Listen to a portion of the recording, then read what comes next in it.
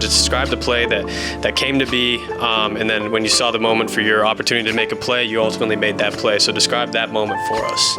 And all week I was saying, I'm going to get an interception in this game. Yep. I just had a feeling, I don't know. I was like, I'm going to get an interception in this game if they throw the ball my way. I said it before the game. I said it all week. I told Coach Stokes, told Bryce, I told everybody before the game, I'm going to get one this game. Yep. And he's on the ball. He's not faster than me, so I know he can't beat me. And as soon as I saw the ball come out, I was like, there's no way, just threw this. Threw the ball, and it was behind me. I just made a play on the ball.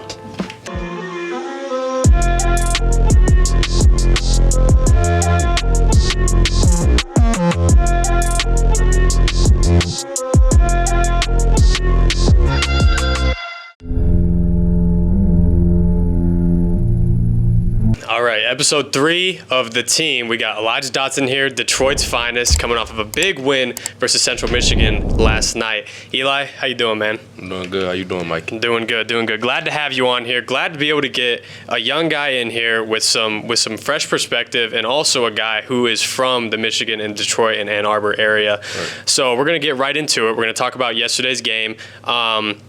Coming in and being a recruit, being a true freshman, and really seeing the games at the big house, how is it compared versus a recruit scenario versus being in the game, playing on the field, and being in front of the 110,000? Yeah, I'll say the biggest difference is probably just being the atmosphere, really, and then actually being on the field. You know, you watching as a recruit, you're like, oh, I can play here. Like, oh, I'm better than him.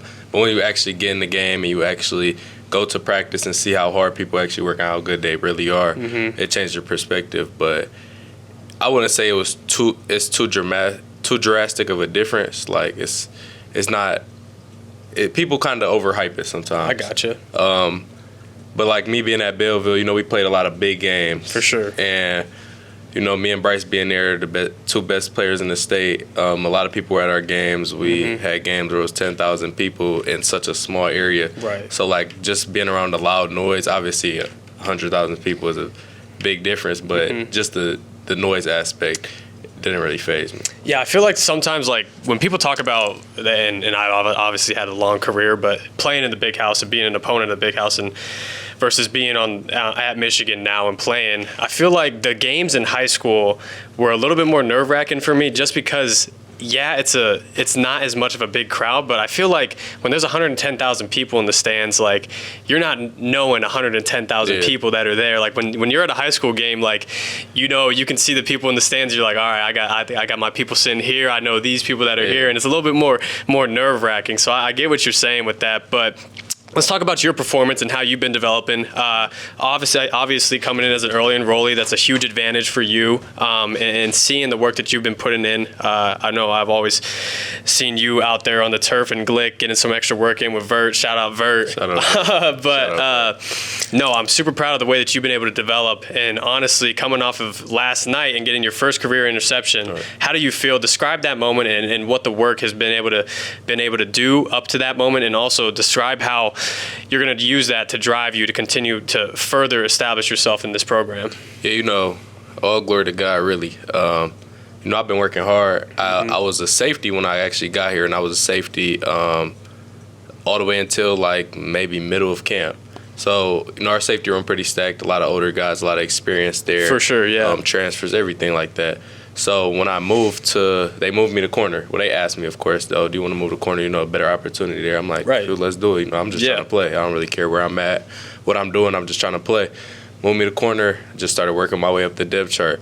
And, you know, when you first get to college and you were that guy in high school and you were just used to playing, obviously you have the mindset coming in like, okay, you know, I'm probably not going to be the guy right away, but just being back at the bottom, you know, that was hard. But, you know, it was really the mental part. Like, physically, you know, I was going to keep doing what I do, keep giving full effort. But, yeah, the mental part was hard for me at first, you know, moving the corner and then not, you know, being in the rotation as much. But then, you know, I just kept working hard, kept talking to God, kept talking to my family, my pops, and he just kept encouraging me to just keep going. So that's what I did. And just making that play, like, all my teammates, just see how excited my teammates were, you know. That really felt good because, you know, I've been working hard off season.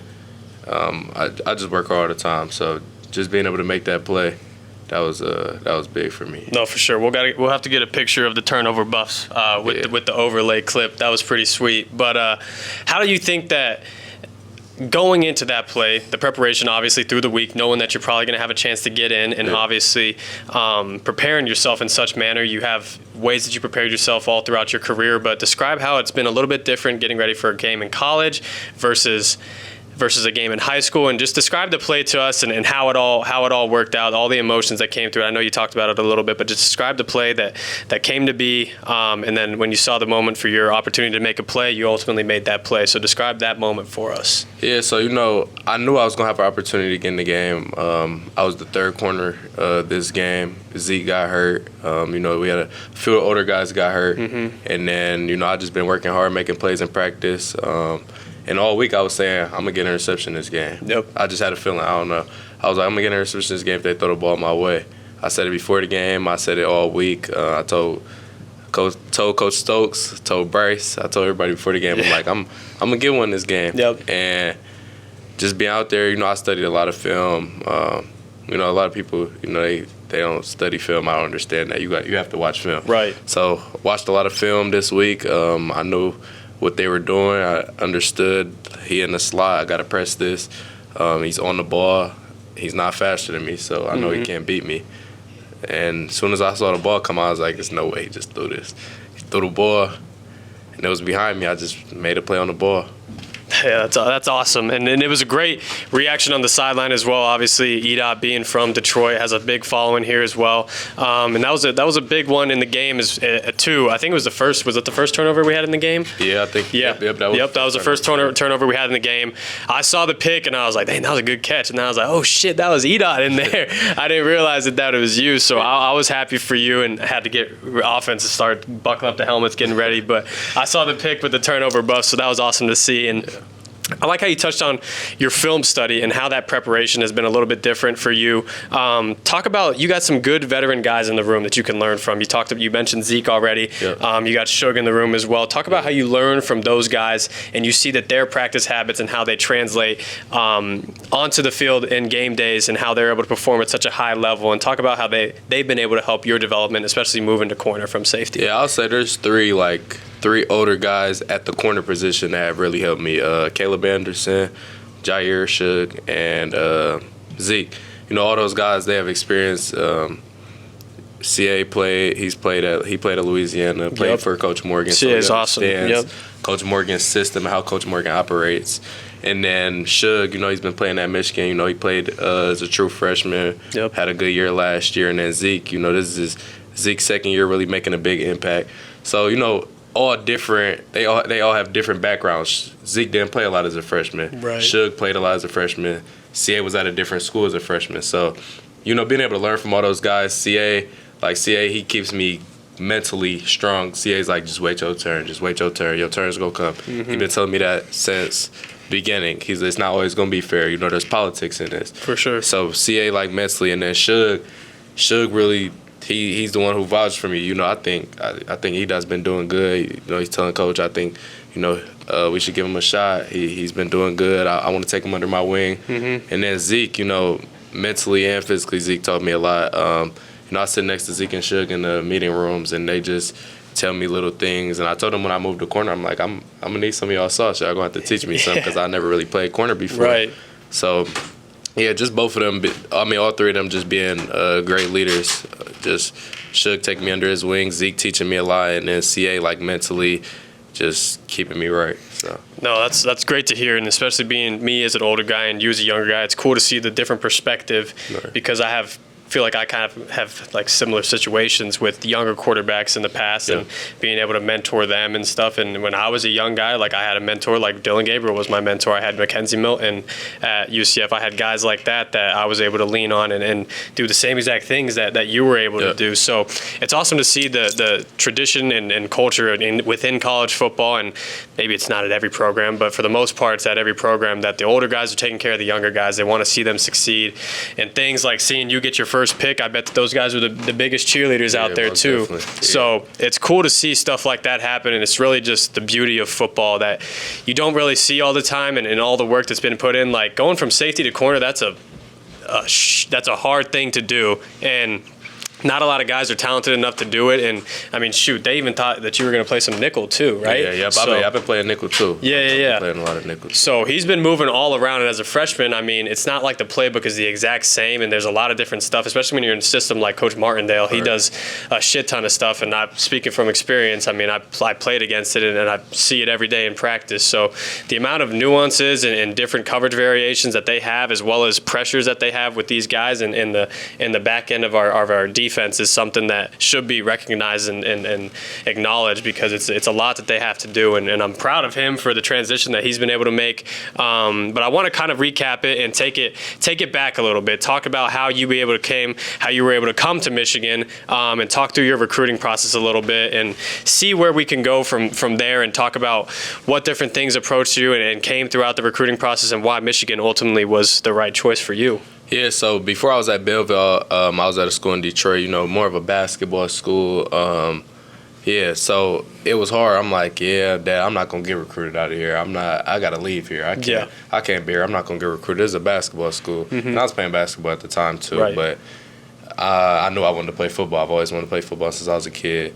So, being there and having to actually, really get out the mud. It's not like, coaches are coming in here all the time to look at players and you just going to be seeing too. No, I have to attract the coaches. So my freshman year, they didn't really pay me. I was just a receiver. I didn't play DB at the time. I was just a receiver. I started a few games as a freshman. And then my sophomore year, that off season leading up to my sophomore year, I'm like, this is going to be a big year for me. I'm going to have a big year. I've been working hard all off season. Going into my freshman year, didn't know too much about high school football. I just went out there and played 8th grade and all of that. Exactly, yep. I didn't even do, the summer training. I was running track. I was running track, so I didn't know anything about that. So my sophomore year, putting a lot of work, started working out on my own a lot more, just putting in the work, lifting, getting a little stronger.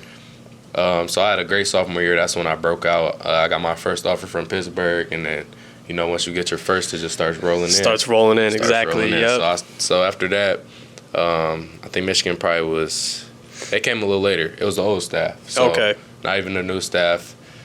Down the line, ended up committing to Pittsburgh. My first offer, the defensive back coaches from Detroit. So we had a good connection and everything. That makes sense, yep. And then Michigan started coming in maybe the season.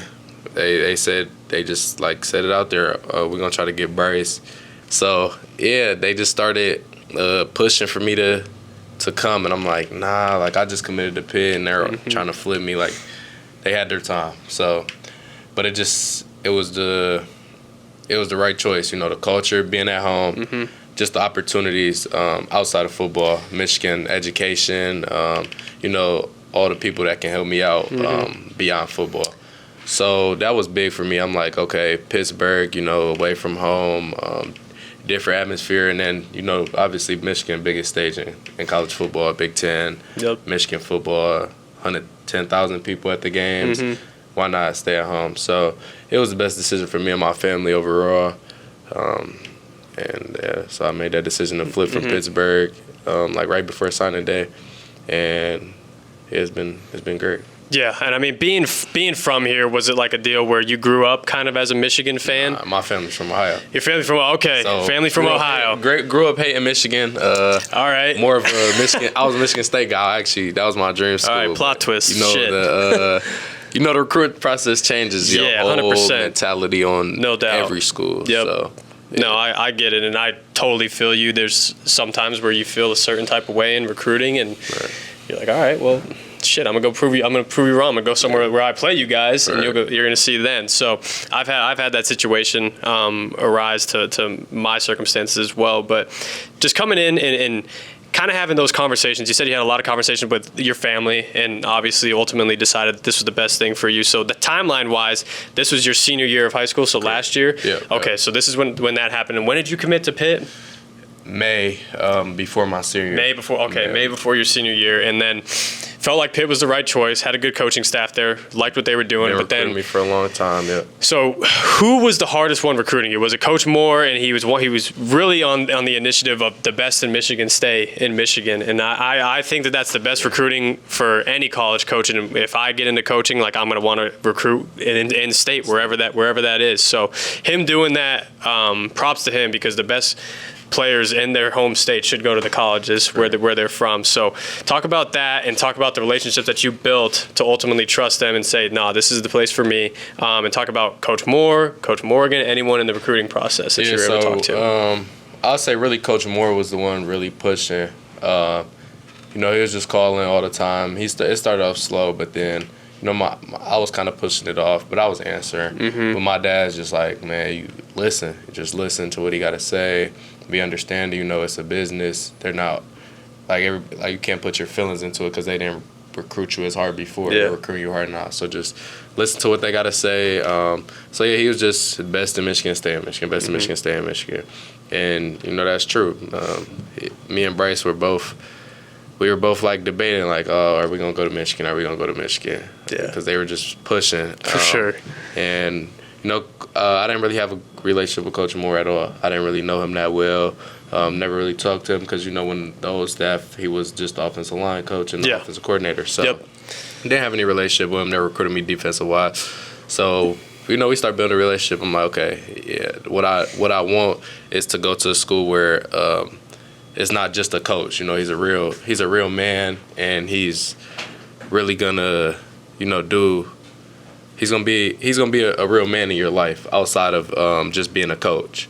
So after that, I started looking at Coach Morgan, and I'm like, okay, it's Coach Morgan. How is Coach Morgan as a man? Mm-hmm. And he was good father to his children. So yeah, just getting a good relationship with them, and then they were just honest. That was the biggest thing for me in recruiting. Just them being honest, them telling the truth about where I'm going to be at and my opportunity. My biggest thing was, regardless of what the situation is, am I going to get a fair opportunity? That was the biggest thing for me and my dad. And we felt Michigan was going to give me a fair opportunity regardless of what somebody's rank was coming in, what happened, and who they have ties to. Regardless, I feel like I was going to get a fair opportunity. So ultimately, that's why I made my decision. Yeah, that's awesome. And I get why you were on the fence with it too, because you kind of feel like once you make that commitment to a school, wherever it may be, that you're committed. Like you had that set in your heart, and you had all these different schools recruiting you, and you just kind of feel it and know. But then sometimes in your heart, you also feel like, all right, well, there might be another opportunity to revisit here. And I had a similar situation. I was committed to UCF, and I was thinking about transfer or flipping to Iowa State, and I stuck with UCF. But no, it's a tough situation to be in. But your dad's right. And did he play in college too? Yeah. He played for Bowling Green. Okay, I was gonna say, because he knows his shit. He's got some pretty good advice. He's got some pretty good advice for you. But it is a business, and you never want to burn a bridge with anywhere. So you taking those conversations was super mature of you and of your family, because there's some guys that just push those off and they're not respectful in any way. So coaches remember that, and players remember that too. But I'm glad that you handled it the way that you did, and we got you here. So transitioning now. Early enrollee, you're getting here on campus. I know you had a little bit of unique situation, but we don't really got to go into that, honestly. But being here as an early enrollee, leaving high school early, and getting acclimated to how everything works in a college program. Were you able to go to the bowl game too? No, I didn't end up going to the bowl game. Okay. I was just wondering, because I saw a couple guys. I know Bryce was at the bowl game and stuff. But so your first practices were here. You were in fall camp, but then you were also in spring ball too. But that was a whole different. Okay. All right. So just being here, transitioning and focusing now on being at the college. Like you've gone through the whole recruiting process. You've gone through all the bullshit, all that different stuff. Now you're finally here and you're ready to put your head down and work. What's your mindset? What's your thought process? And how do you feel when you get here in January and start to go to work? Yeah, so as soon as I get on campus and move in, first thing is like, okay, I got to learn the playbook. Yep. I got to learn the playbook, because that's how you're going to get on the field. You can be as talented as possible, but if you don't know the playbook, you're not going to play. Mm-hmm. So first thing I did was start meeting with Coach Stokes, our assistant DB coach, and just learn the playbook, learn the plays, starting to write things down, just understanding it. You know, everything that was going on with, like, just all the little stuff. Like, outside of just the big plays, you got to know all the little things. So that was the first thing I did, just trying to learn all the plays. And then my second thing was to get stronger. You can't play in Big Ten football and not be strong. I came in at 170. I'm about 194 now. Yep. So just being able to transition my body, and then my mindset is just work hard to be able to get on the field. My thing was I want to play as a freshman. I want to play as a freshman. I've been saying that before I was even getting recruited, before anything. I want to play as a freshman. So, like, even when I was working out in high school, I'm not training to beat the players I'm about to play. I know I'm better than them. Yep. I'm training to be good enough to play my freshman year in college. So, you know, I just came here with the mindset, I got to work hard. So, yep, learned the playbook. I transitioned my body and just got a lot stronger. You know, being here early, I couldn't come in and play at 170 something. No, yeah, for sure. And just the speed of the game, just understanding and watching people playing, you know, just getting better at my technique. You know, like you mentioned at the beginning of the video, I was working out with Ver a lot. Yep. Ver played in the NFL, played at Michigan. He understands what you have to do.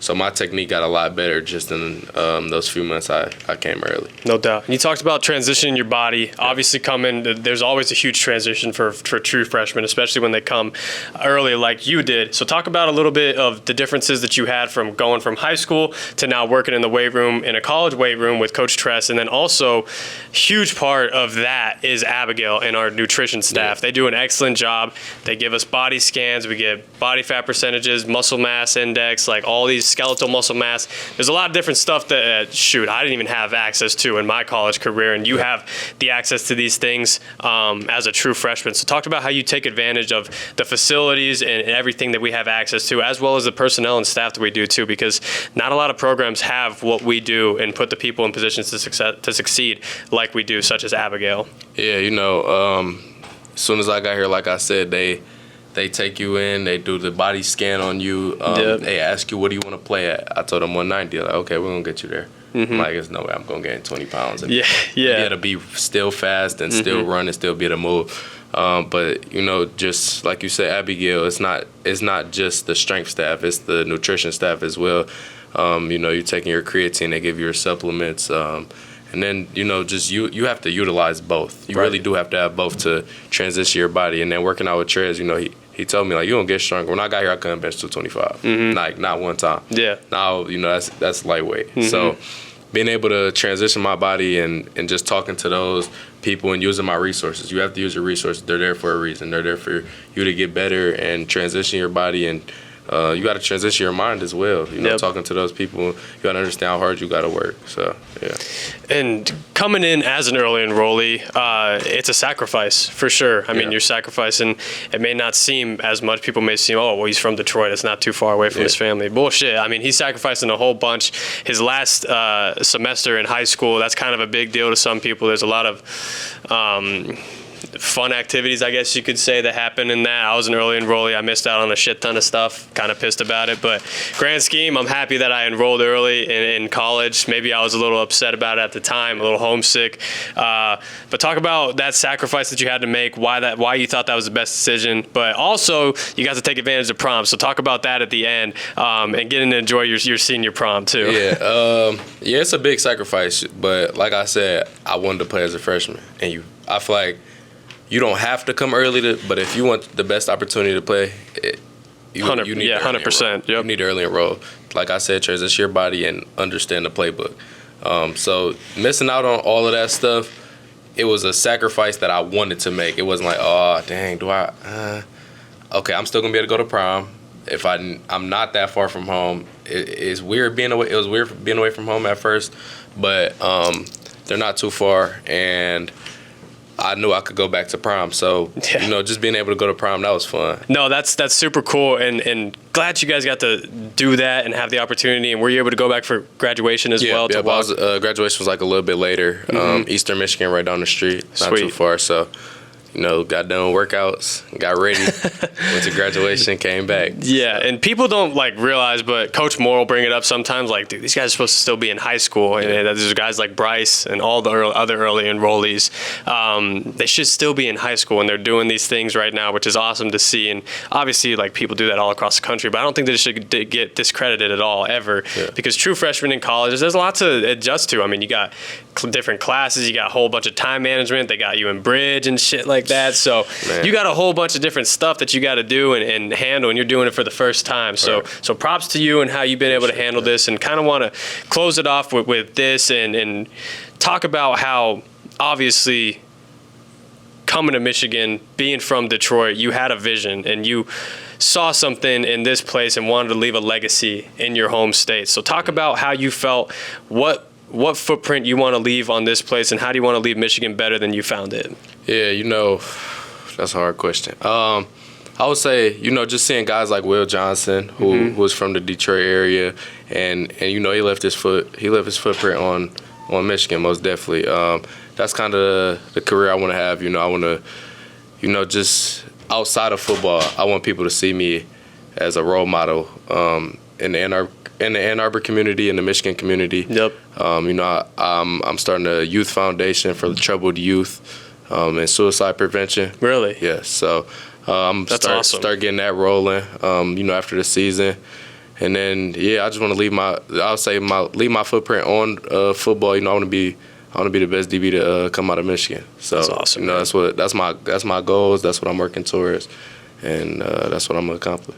Well, you got the habits, man. I'm excited to see your career. Obviously excited to see you for the rest of the year. If there's anyone you want to shout out or anything right now, go for it. First, I want to shout out the Lord, my family, and then, my coaches and my teammates. They push me hard every day. Elijah Dotson, y'all. Excited to see his career. True freshman, coming off of his first interception last night against Central Michigan. Many more to come. Appreciate you guys. Michigan fans, appreciate y'all watching. Keep tuning in to Champ Media. Here with my guy Mikey.